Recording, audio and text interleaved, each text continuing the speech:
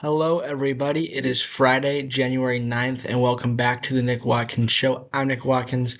Let's get into the one game that we have to talk about today. It's going to be a little bit of a shorter episode, but tomorrow we're going to have a lot to talk about. But let's start with the game for today's episode. It is the Verbo Fiesta Bowl from last night, when Miami took down Ole Miss 31-27 to advance to the college football national championship game. This was a great game, back and forth, and it took the whole game to decide the winner. It went down to the wire, lead changes late into the fourth quarter. Miami ended up winning this game 31-27. There were missed field goals. There were turnovers. There were potential turnovers that easily could have swayed this game in a different direction. Missed opportunities, and then the Miami at the end, they were able to take advantage of the opportunity, go down the field after Ole Miss had taken the lead late in the fourth quarter with like 3 minutes to go. Then with less than 2 minutes to go, the Hurricanes went down the field, and Carson Beck, former Georgia quarterback, ran it in for the game-winning touchdown. Ole Miss still had a chance late in the game, but they couldn't convert the Hail Mary. Miami advances. It was a great game. There were 14 points for the Hurricanes in the fourth and 11 for the Rebels in the fourth as well. And I think the stat that really jumps off the page is time of possession. The Hurricanes had the ball for 41 minutes in this game, 41 minutes and 22 seconds. The Rebels 18:38 time of possession. But other than that, it's pretty even.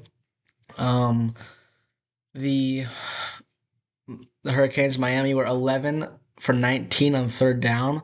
So they did a good job converting on third down. The Rebels were 2 for 10, so they didn't have as much success on third down. They still had 23 first downs to the Hurricanes 28. So while Miami was leading in those categories, you can still see that Ole Miss had first downs. They just weren't getting behind the sticks, and when they weren't doing a good job about that.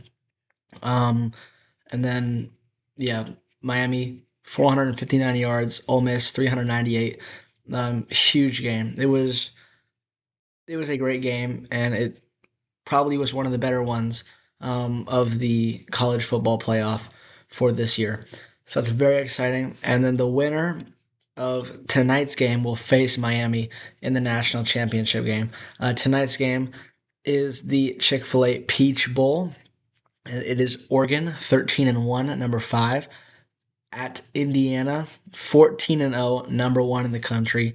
This is another good game. At least it should be a good game. I'm excited for this one. Indiana trying to make it to the national championship. They have never won a national championship in the history of their program.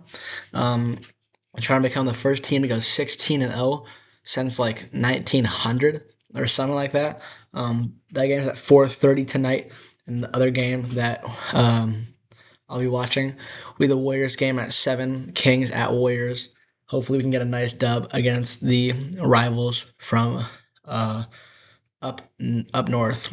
Still NorCal, but our NorCal rivals, we'll just say that. So that was today's episode. It is kind of a shorter one, but there was just the one game, and I do have to go to work.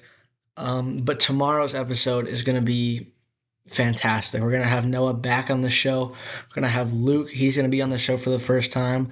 We're going to be talking about the playoffs, the NFL playoffs, our wild card predictions, just playoff bracket predictions in general. But we have Super Wild Card Weekend tomorrow. We're going to have 2 guests on the show. We really should be getting more guests on. It's a lot of fun when we have people on.